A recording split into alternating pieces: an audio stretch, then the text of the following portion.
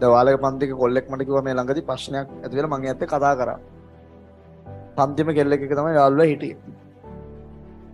ඊපස්සේ ප්‍රශ්නයක් ඇදලා මම කතා කරා මම මොකද්ද මේ සම්බන්ධේ නවත්තන්න හේතුව? ඒ කියන්නේ කෙල්ලගේ පැත්තෙන් මට කියලා මම ඒ වගේ ප්‍රශ්න වලට සාමාන්‍ය මැදිහත් වෙනවා. මේ මම ඒක නිසා තමයි ඒක කොල්ලත් එක්ක කතා කරේ. මොකද අයහපතක් වෙන්න පුළුවන් නිසා. දෙන්නා පන්තිේ වැඩ කරන දෙන්නේ. ඊපස්සේ කොල්ලා කිව්වා සර් මට ඒක මතක් වෙනවා වැඩි. මට ඒක පාඩම් කරද්දි මතක් වෙනවා. ඒක නිසා මේ මම ගෝ විභාග ඉවරලා ඒක කරමු. දැන් දෙන්නම කැම්පස් යන්න වැඩ කරමු කියලා. නේමයි. අන්න කොල්ලෙක් විතර ගත්ත සුපිරි තීරණයක්. මෙයාට පාඩම් කරද්දි වැඩිපුර මතක් වෙනවා වැඩිවිලු ලකුණුත් ආසන්න කාලේ අඩු වුණාලු.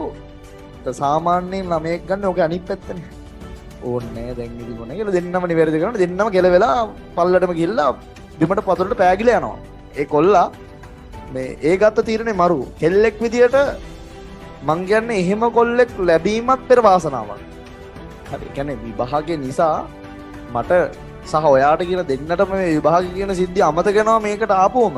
ඒක නිසා අපි දෙන්න එක තීරණයක් අරගෙන මේක නවත්තලා දාලා මේ මාසෙ ටික වැඩ කරමු. මං ආයේ කවදාවත් කතා කරන්නේ නැහැ කියලා එක මැසේජ් එකක් අදන්න අතහැරලා දාලා පාඩු වැඩේ කරගෙන යනවා. තමන්ගේ කොල්ලා තමන්ට අංක එක දෙනවටත් වඩා අනාගතයට අංක එක දීලා වැඩ කරනවා නම් ඌ පට්ට පෞරුෂයක් තියෙන කොල්ලෙක්.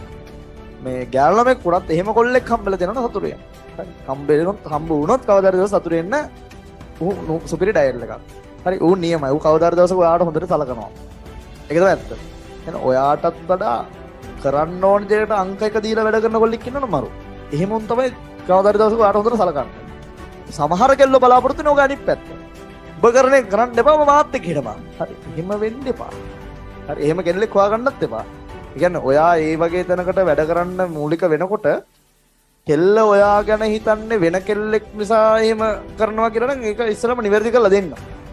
හැබැයි ඔයා ඉගෙන ගන්න ඕන නිසා ඒක නැවැත්තුවා කියන කෙල්ලට දරා ගන්න බැයි නම් ඒ කෙල්ලේ කවුලකුත් තියෙනවා. ඒ කෙල්ලට පුළුවන් වෙන්න ඕන ඒක දරා ගන්න. හරි. ඒ කෙල්ලට ඒ වෙනුවෙන් කැපකිරීමක් කරන්න පුළුවන් වෙන්න ඕන.